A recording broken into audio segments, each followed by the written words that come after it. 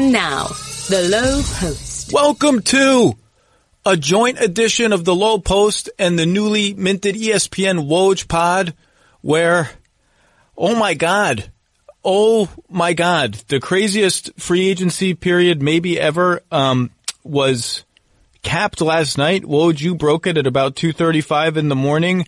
The Los Angeles Clippers signed Kawhi Leonard and simultaneously agreed to trade 1 million draft picks and Shai Gilgeous-Alexander and Danilo Gallinari to Oklahoma City for Paul George. I'm still wrapping my head around all of it. I'm still wrapping my head around what it means for the Lakers, what it means for the Raptors, what it means for the league at large. How are you feeling in the light of day? Do you feel like you've digested what in the world just happened?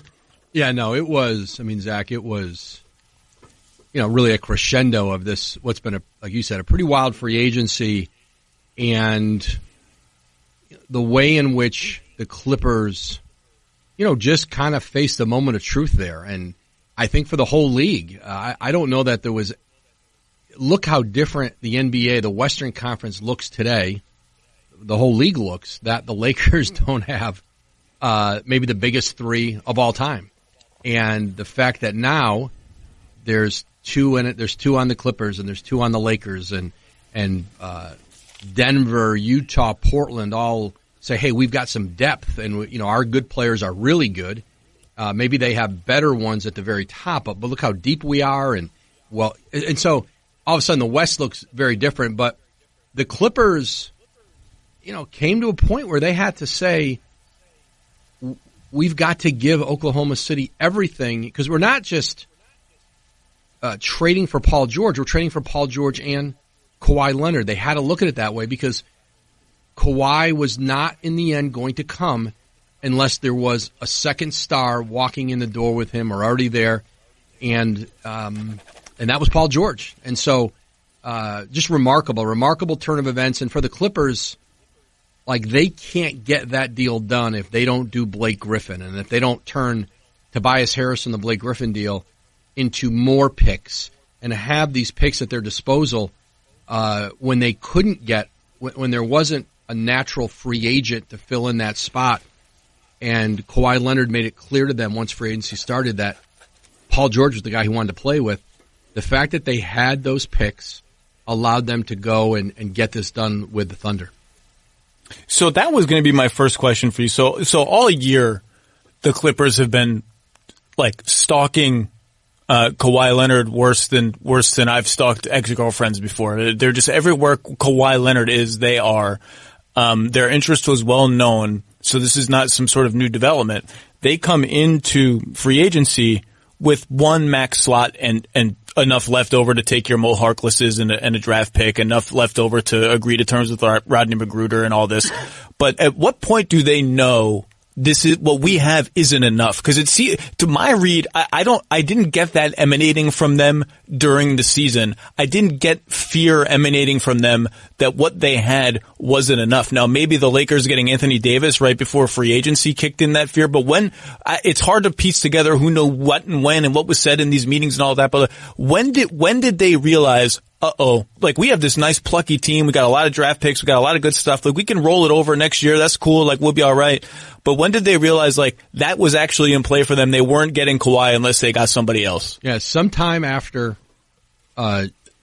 June 30th at 6 p.m. Eastern, sometime once they were able to start engaging Kawhi Leonard and his representative and his group, they got that message. And they started to call on players like Bradley Beal, Drew Holiday, found out that what they suspected, those players weren't available.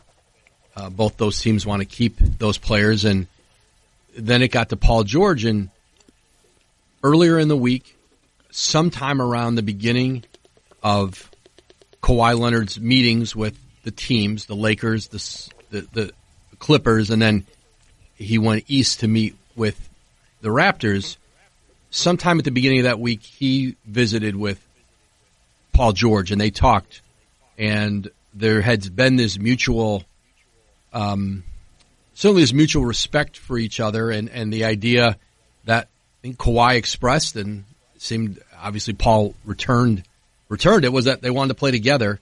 And the only way to do that was for Paul to go back to Oklahoma City to push them for a trade, which he did.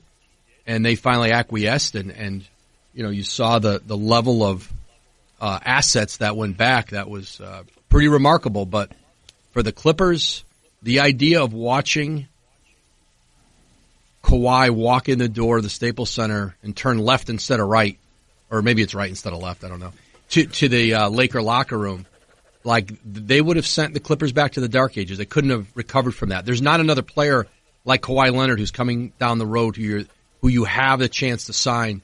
He's a top 5 player in the league. They don't become available. Everything was set up, the geography, where the player was from, his sensibilities, how they fit around the way that Clipper organization is being built. All those things where if they didn't get this one, yeah, maybe they could have used all their picks to go get a player who's 6 through 10 or a player who's 10 through 15, but you're not typically winning a championship with that player. Kawhi has shown he will help you win a title. He's won 2 with teams built around him, and they went all in. And again, the idea of him ending up with the Lakers would have sent for all the good they've done, for the assets they've built up, and they could have kept building the team in a traditional way. And with all those picks, they might have hit on a couple and been pretty good, but they wouldn't have been this. They wouldn't have been what they are this morning, and that's a legitimate contender, I think, for an NBA title. But we'll see how they fill out their roster here. I think there's no question they're a contender for the title. They need some size. Harrell is the only, maybe they'll bring back Zubats, but they're a little short on big men. And, Anthony Davis is a big man, and there are other big men that they're going to have to get around. But, so let me take it, because you are so in on the details of all this. Let me dumb it down and take it basically. The Lakers, I could never wrap my arms around Kawhi Leonard going to the Lakers. I could never wrap my arms around the most low-key, media-phobic. Now, he's proven to be a little bit more acerbic and funny, I think, than people had thought, but let's be that as it may, sort of low-key, media-phobic superstar willingly entering LeBron, Lakers, media circus. Every single shoot-around is like the NBA Finals in terms of the media crowd. I could never get my arms around it. But if you want to win, if your bottom line is I want to win as many championships as possible, that's a hell of a situation. So, and Ramona Shelburne, our other great colleague who was on the ground floor of a lot of this, reported today, I think, that Kawhi had requested the Lakers delay the hold off on the consummating the AD trade or whatever it is. My brain is so tired I can't remember the specifics, indicating that he had a real interest in going there. So obviously the Lakers threat sort of mobilizes everybody, but I guess my dumb question is, like, he really would have done it, wouldn't he? He really would have gone there. Well, I think the Clippers believe that, and that's why they were in such a determined mode to get this done late last night. They did believe he was going to go there. That in the end, I think all these situations had some real positives for Kawhi Leonard, and I think there's no utopia in the NBA. Anybody who's facing one of these decisions, there's flaws to every place, and I think the flaw to the Clippers was there wasn't enough talent, that he didn't walk in the door. He could stay in Toronto and they could win a championship. He could go to the Lakers, they could win a championship. I think he liked generally more of the fit with the Clippers.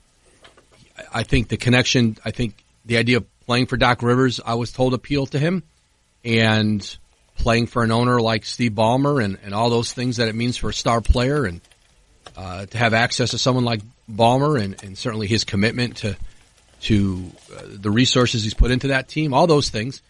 And it would be a team built around him. The organization's built around him, and was always the sell for the Clippers.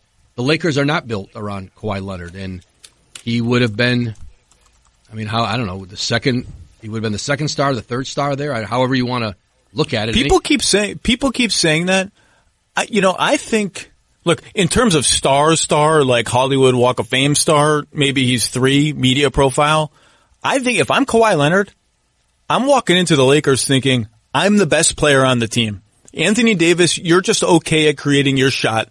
we put you with two perimeter superstars. You're going to be what you are really destined to be, which is like the best big man finisher and like number one option when one of us is on the bench, big guy in the league. LeBron, you're 35, whatever, 34, whatever you are. By the end of this coming season, you're going to have the third most minutes ever played under your belt. This is my team. It's my team. Like, I think he would have walked in and thought, I'm the best player on the team, which is what he should think, and shows you how goddamn dominant that trio would have been. Yeah, and only he can answer that question, Zach. Only he knows where he thought he fit in. But in the end, the actions spoke.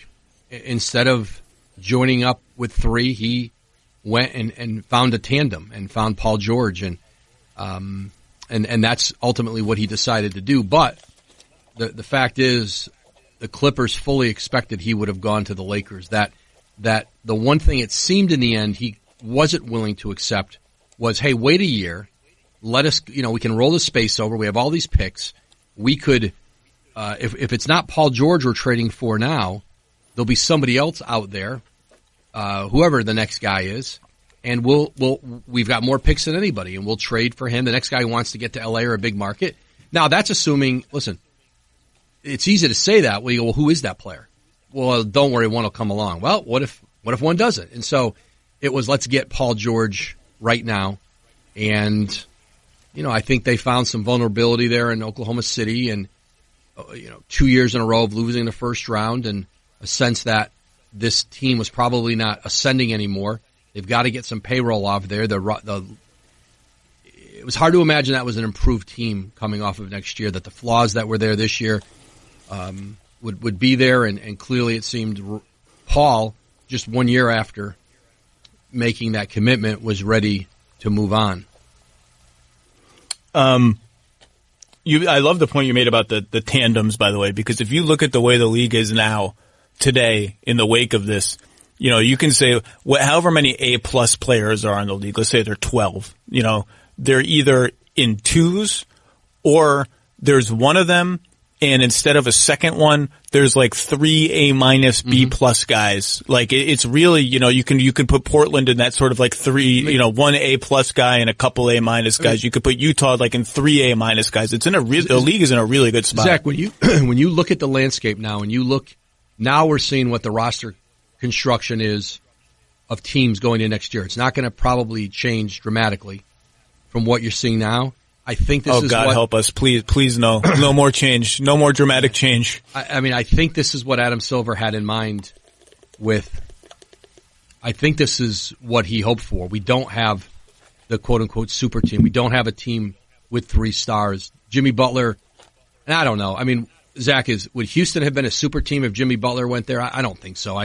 They would have been like super cranky. Yeah, exactly. And so, but he went to Miami, and he didn't go to Houston, and Golden State has been dispersed, and the Lakers didn't get a third guy, and all of a sudden in Boston, Kyrie left, and so maybe Tatum was going to, I don't know, like maybe a couple of those guys were going to grow into that, but anyway, this is what I think the league ultimately wanted, and I do think that there's it's the evolution of it, and what, I think being that third guy, and the third guy is always going to have to sacrifice more. It's 3 can't have everything. And you've looked at the super teams of the last few years, the Golden State, the Miami one, having Chris Bosh as a third guy. We've been over this. Chris Bosh is a third guy. Klay Thompson is just this really low maintenance catch and shoot, and the Warriors too were homegrown. I mean, they drafted them, they kept their own guys. It's hard to, when a team's that good, to keep hitting on draft picks the way they did, and so I just think this was an evolution for the league, and the fact that Durant didn't want to be a part of one anymore, and Kawhi rejected it. 2 of the best, maybe the 2 best players in the league, or 2 of the best 3. Keep LeBron there. The fact that 2 of the best 3 players, or however we want to rate them, didn't want to be a part of that anymore. Now you've got talent spread out in a way that I think the league always hoped it would be. Yeah, you just named, Golden State now goes back to being sort of 1 of the A-plus guys and 2 of the A-minus guys, right? Philadelphia, to me, is one A+ guy in Joel Embiid and a few A- guys, or at least two A- guys, right? And now Horford, and Simmons and Harris, I guess you can throw in there as an A- B+ guy. It's just, in Houston is whatever. Houston and Denver sort of become like the, okay, we did nothing to our rosters. What is the power of continuity for us? Particularly Denver is sort of this young team that's going to grow organically together. They have one A+ guy and Jokic, and then I don't know that they have an A- guy yet on the roster, even though they just paid Jamal Murray like an A+ guy. Well, I think they have hope down the road. It won't be this year, next year. For sure. That it might be Michael Porter Jr., but it's too soon it's too soon. But certainly, you look at Utah, Denver, Portland, you see, outstanding, all-star level players at the top who are mature, responsible, leaders, and then you see depth. You see rosters. Portland has built out their roster. Utah's really built it out this summer, and Denver, without having to do anything, they keep that. They exercise that big player option on Paul Millsap. He comes back for another year, and Denver's going to be really, really good again. Well, and Harris, Murray, Jokic, let alone Porter Jr. These guys are all young. Mm-hmm. They already have three of the first three I named a great chemistry together. They're all going to prove individually, sort of organically, by experience and by time and age. And then can you find a special sort of compound effect of chemistry and age and all of this coming together? And I think, Zach, don't you think, and we'll see how the Lakers and Clippers build their rosters out. But I'm not going to sit here and believe that necessarily that those teams who've been together, who have, again, balance and depth, and who can look at the way Portland survived injuries last year in the postseason. And continuity, which is a lost currency in the NBA. If you told me right now that any one of those teams, Denver, Utah, Portland, is going to beat the Clippers or Lakers in a playoff series, until I see what the rest of those rosters look like, that's not far-fetched to me. No, it's not either. But let me get us back into the nitty-gritty of what just happened, because I don't want to move too far past what was a seismic event last night. What do we know about Paul George going to the Thunder? It's funny, I have a free agency winners and losers column that's scheduled to run Monday, which of course now I must tweak. But I had in there a line about how, and you just echoed it, for a 48-win team that had the 9th best point differential in the league, I looked at the Thunder and I just thought, boy, it feels a little rickety. It feels like they might be the odd team out missing the playoffs next year before this trade with Paul George and all that. It's something about the way their season ended and the fact that they were in luxury tax jail. Just, it made me feel a little uneasy about them. And obviously now this happens. Well, Zach, they were never the same. I mean, Paul George was playing he was a legitimate. The shoulder, right? And he wasn't the same again. He played through tremendous injury. And that team fell off post, after that injury and was a fairly easy out in the playoffs. And so I think for Paul George, like what I think he thought he signed up for didn't feel like it was necessarily there anymore. And here was this opportunity to come home, to come to LA. Listen, he already made a decision once. He didn't want to play. He could have walked right into the Lakers with LeBron James, and the Lakers had been his dream team. I think Kawhi, when he was in San Antonio, that was the expectation, was that the Lakers were the team. And then that changed for both of them for whatever reasons. And he partners up with Kawhi. He gets the trade out of there. And for Sam Presti, so I don't think he was happy with having to do this. But yeah, that's what I was going to ask you. What do we know of that conversation? Yeah. Like, when does it start happening? July 3rd, July 4th? And is Sam Presti crestfallen, as Ramona described him? Is there any tension between Paul George and Russell Westbrook, or is it just a matter of Paul George going and saying, "Hey, look, we've hit the wall here. I grew up a Clippers fan. This is a chance for me to achieve my dreams. Is there anything we can do here?" Well, it was a few days ago. Whether it was, what day is it now? The 7th? I don't know. Oh, the moratorium. Saturday. Moratorium ends on the 6th. 6th. That's so it's 6th. So maybe the first or the second, they didn't have much time to get this done. They went there and asked for the trade. And then I was told it wasn't really until the last 24, 36 hours. So trade happened in the middle of the night on Friday night. My sense was those talks had maybe started 24, 36 hours prior. But for the Thunder and for Sam Presti, they were never, ever going to get a return. They had a team leveraged in the most desperate situation you could be in, with time running out, with lots of assets. It's one thing, like Houston might want to really do something with you, but they don't really have a lot of assets. They don't have those picks, and so they're limited in what they can give you. The Clippers were not limited. They had lots of picks, and they got them all. They got them all, and that Miami unprotected first-round pick from 2021, which has been passed around from, it went in the Goran Dragic deal to Phoenix, and then it went from Phoenix to Philly for Bridges, right? Bridges from Villanova. Then it went to the Clippers for Tobias Harris. Now it goes to Oklahoma City, and we'll see. We'll see where they are in 2021. But that pick has value, and and then the pick they got just the other day, the Clippers did from Miami, because they had to take out Mo Harkless's contract. Miami needed to get money off, and they get another pick, and that's the one protected pick in all of this that goes to the Thunder. And so here was a team that was desperate and was racing against the clock last night to get this done, and they had to give up everything. And I think the way they were able to sleep last night, I don't know if anybody slept in Clipperland, but was that they weren't trading for just Paul George. They were trading for Kawhi Leonard because they felt they weren't going to get him without having Paul George there. So let's close our eyes and make believe we are trading all of this for those two players. And I think when you look at it in that context, you're going to do that deal. Yeah, a couple of things there. Number one, people are going to clown the Lakers a little bit for holding their cap space open, and whatever happens, leaks and all this. I don't particularly care about all that. And they don't get the guy, and so they get your JaVale McGee's and your clutch client number one and clutch client number two and Rondo. Kawhi Leonard is absolutely worth it. It's absolutely no brainer. It's not the 10th or 11th or 15th best player in the league when you have to. It's not Kemba Walker. Kawhi Leonard is worth waiting and striking out and looking foolish for a second. It was absolutely worth it. Number two, Oklahoma City, they had to know pain is coming. A rebuild is coming.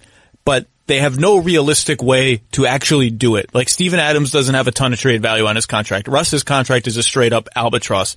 The only answer was Paul George. And so now maybe they get roped into this against their will, but now they have already achieved the hardest step of a rebuild.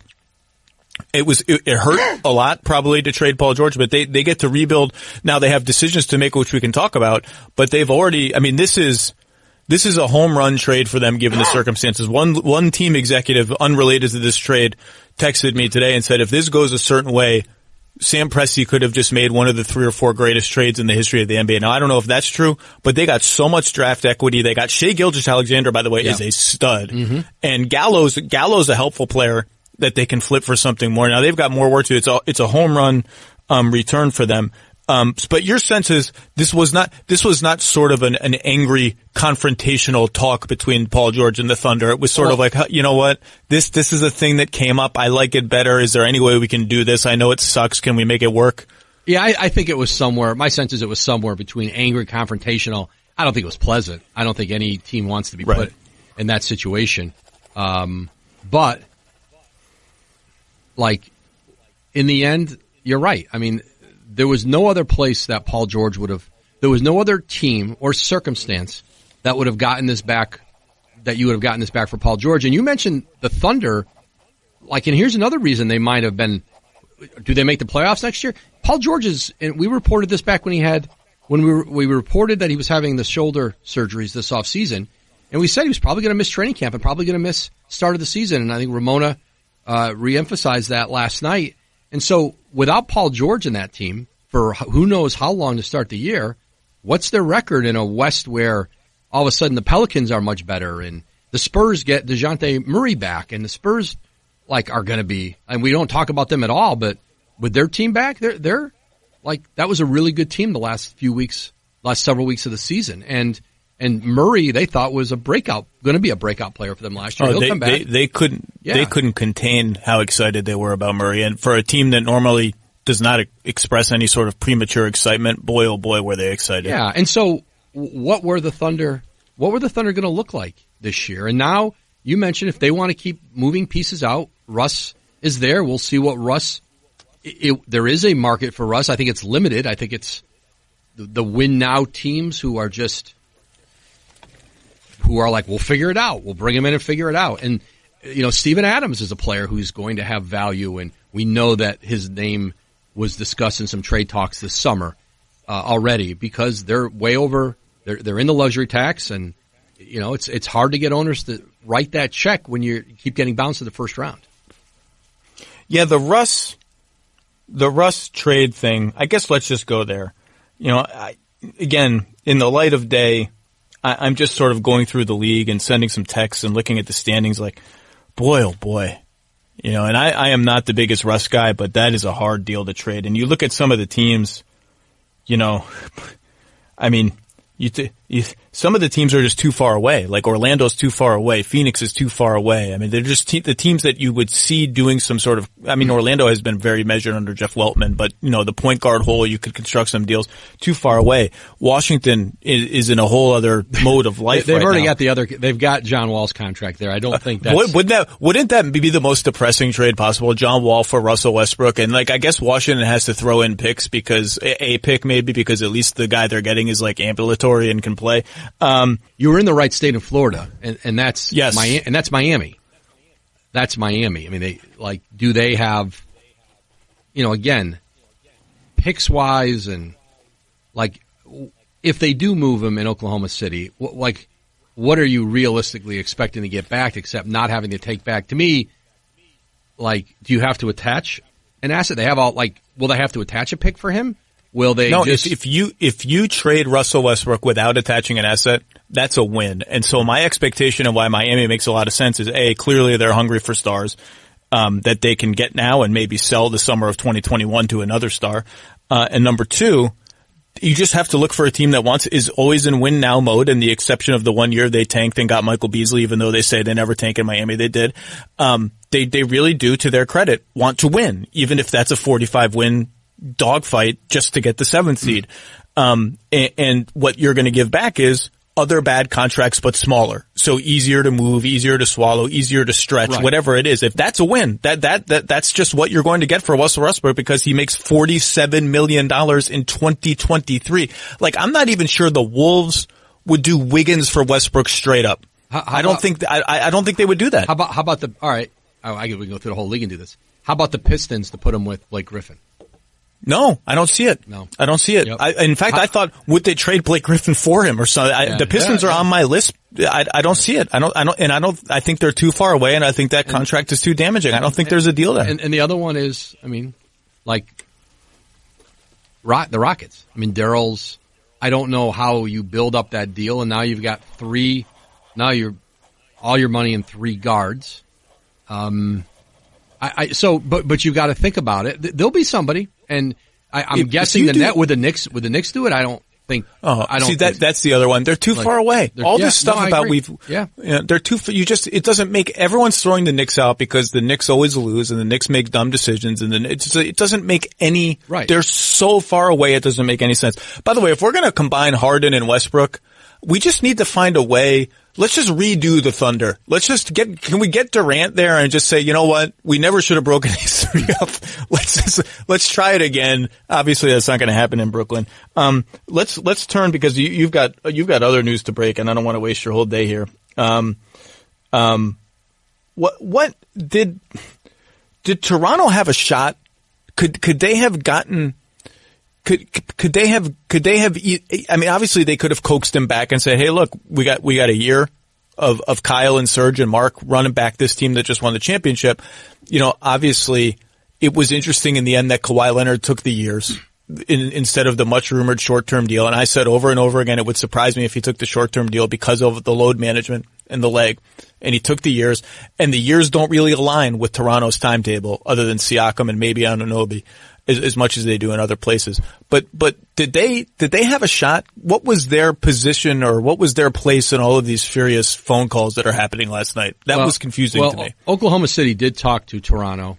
They did talk about Paul George. I'm told it didn't get very far. There wasn't really much traction. They didn't have, I think, at the very least, you'd have to know that Kawhi wanted to stay there. And I'm told Paul was open to just playing with Kawhi. And so if that meant being in Toronto, he hadn't ruled that out. But what does it tell you that Kawhi,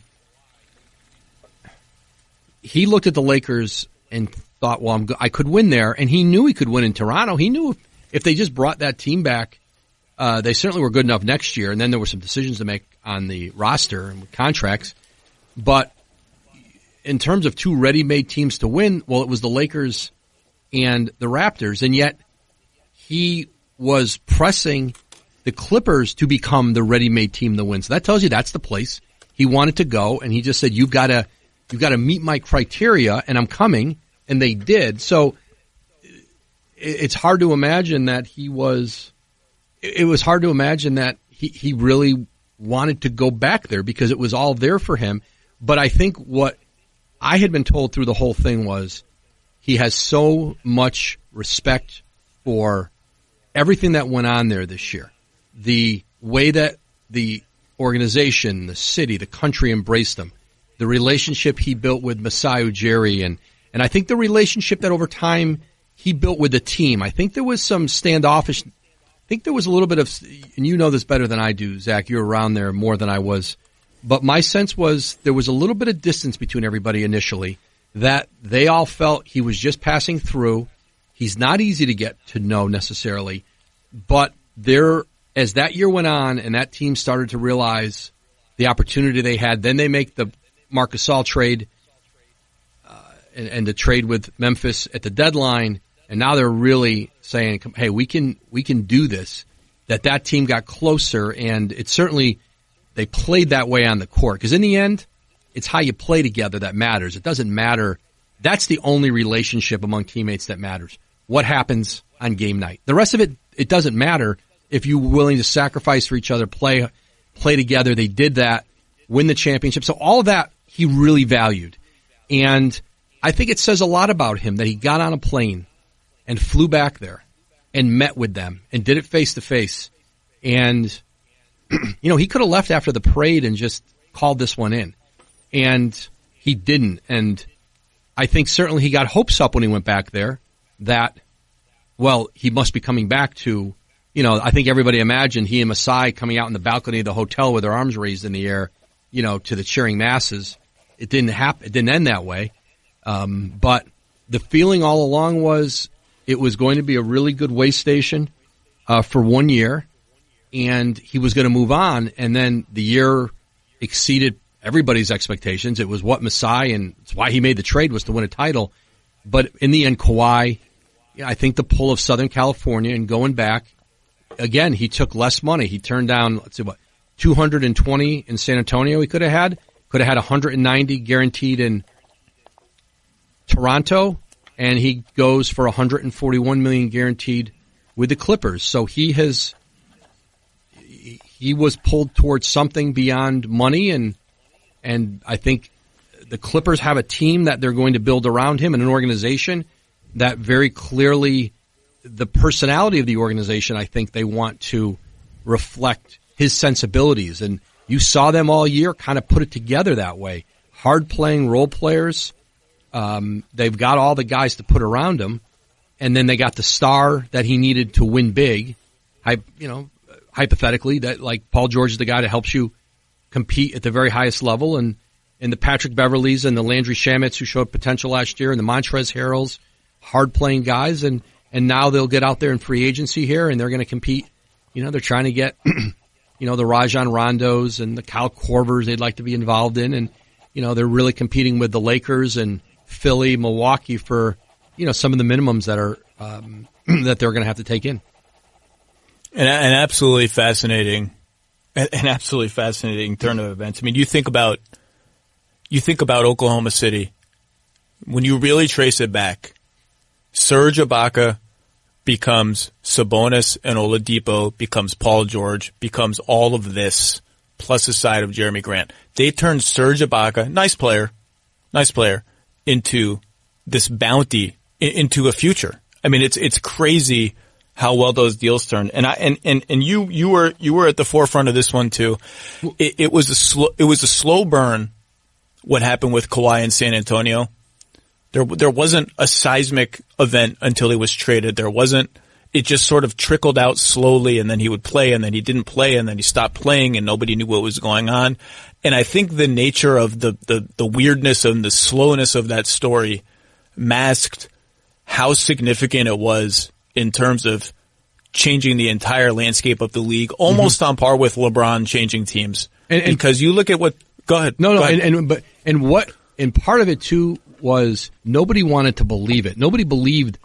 It always felt like Kawhi and the Spurs organization, they were meant for each other. That here was this, like, this was the quintessential Spurs star, like, just played on both ends and dominated, and he's the heir to Tim Duncan. Yeah, he's the heir to Tim Duncan. But I think in the end and I think he wasn't Tim Duncan. He didn't want to be Tim Duncan, and he I think and it speaks to how fragile it is, how hard it is to sustain it in this league. You have much greater appreciation. I know they do in San Antonio. Who wouldn't? For what they were able to do, keeping that group together for so long. Duncan, Parker, Ginobili. But even Oklahoma City, the fact that they lost Kevin Durant and they were able to reshape that roster, like you said, they did the trade with Orlando before Kevin left. That was draft night, and then Kevin left a few days later. But Sabonis and Oladipo, they flipped that for Paul George, and all of a sudden they're bringing a team back with before Abrines, when you thought he was going to be a good player for them, and obviously things got sideways in his career, and you looked at their roster and you thought, and they got, the deals they made last summer, that they were a team that, had staying power, but the Thunder have had so much success for so long. They're not going to win a championship. Looking back, there's going to be a lot of what ifs with them. A few years it was injuries, whether it was Durant or Westbrook. There was the Harden trade, of course. They may always look back and say, why didn't we just wait and let Harden play one more year with us and do that trade? But they didn't. And they moved him. And so all of those factors, but still tremendous amount of winning over a long period. And you're right, they staved off.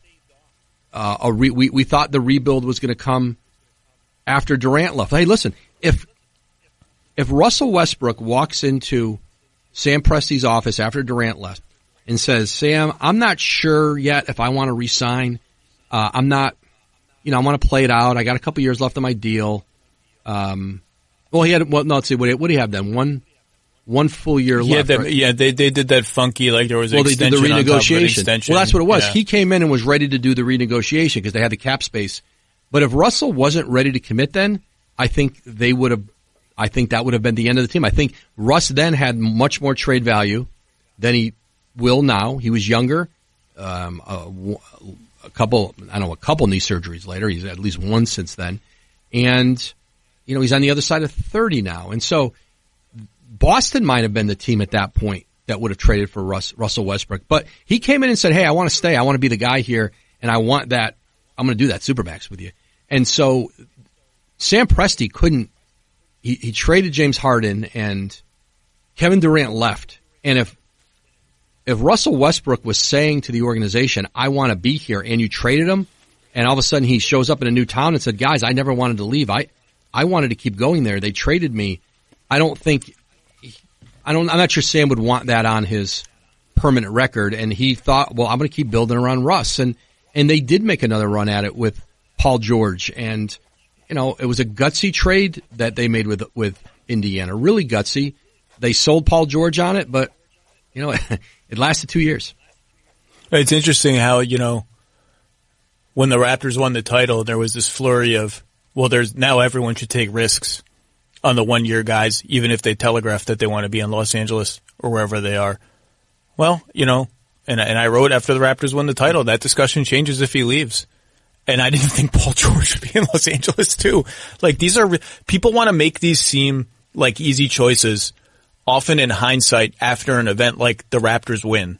They're just not easy choices, because when someone walks out the door for nothing, it really, really hurts your team. It really hurts your team. If you've given up significant resources, which the Raptors did not, and that's why the Raptors win the Kawhi Leonard trade forever. Forever and ever and ever they win the Kawhi Leonard trade. That's it. They won. Yep.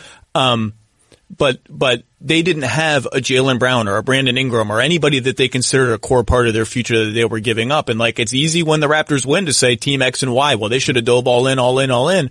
But the Raptors almost lost in the second round, and now Kawhi's gone. And normally when a player of that quality walks out the door for nothing, it destroys your team to a level that the Raptors will not suffer, because they were kind of ready to be destroyed anyway until Kawhi fell into their lap is a little bit strong, but became available at the price that they paid. And this is, I haven't researched it. I thought about it off the top of my head, Zach. I had an executive who in recent years lost a very good player in free agency, and the research they had done with it was that no max player since Tim Duncan, that no max level player who took a meeting elsewhere stayed. Tim Duncan was the last max level guy. Paul George didn't take a meeting. He stayed. Go through them. Now Kawhi was a little unique because he was only in Toronto 1 year. So you thought, well, like, I've earned this free agency. I'm going to go out and check it out. But Gordon Hayward took meetings. He left. LaMarcus Aldridge took meetings. He left. But you've seen the resilience of organizations who kept themselves on balance and didn't say we have to gut this and rebuild and reshaped it. Portland did it with the loss of Aldridge. The Jazz did it with Gordon Hayward. Look at the roster of the Jazz 2 years later. Look at this roster they're going into the season with, because they hit it on Donovan Mitchell, and Rudy Gobert was already there, and they'd make the Mike Conley trade. And so they survived it. And Oklahoma City, to an extent, they did survive it. I mean, you're never replacing Kevin Durant. And I'm not comparing LaMarcus Aldridge and Gordon Hayward to Kevin Durant. But in those markets, like when you're Utah and you have a player, we've been through this, when you have a player like Gordon Hayward, like, you got to feel like we've got to be able to keep Gordon Hayward. And they didn't. And yet they found a way to reboot that thing, reshape it with good management. And now you look at the two teams, Brooklyn and the Clippers. The reason that they have these players, because in a very short window of time, Sean Marks in Brooklyn and Lawrence Frank and Mike Winger in L.A. made one really smart move after another, took chances, did some things that were not popular, and found a pathway to getting combined Kyrie Irving, Kevin Durant, Paul George, and Kawhi Leonard. And these were laughingstock organizations who at different times had success but had never been able to sustain it. Both are in the shadows of, now the Lakers have had a lot of success, the Knicks have not had any. But it just speaks to those, if you run your organization well, like geography just doesn't matter anymore. And the Lakers are the Lakers, and LeBron wanted to come there, and that triggered all of this. There's no Anthony Davis, I don't think, if LeBron doesn't come first. And, we'll see what they do with their money here and how they, Danny Green's 2 years, some of the others, but they could be back in the market in 2 seasons maybe. There's not a very good free agent class next year, but in 2 years they could be back out there and chasing another max level star to go with Anthony Davis. LeBron almost pulled it off. All right, Woj, you've got to go do some more. I mean, there's more dominoes to fall. You're going to be on top of them at all. I hope you get to take a nap or like just at least sit in a chair with your eyes closed in silence for 6 minutes or something. Amazing work over the last couple of weeks, and And I guess we'll wait for the next, NBA earthquake to hit. But thank you for making a little time for this. No. Yeah, for this crossover. It's a good time. And Yeah. well, we move on. Thank you, Woj. Thanks, Zach.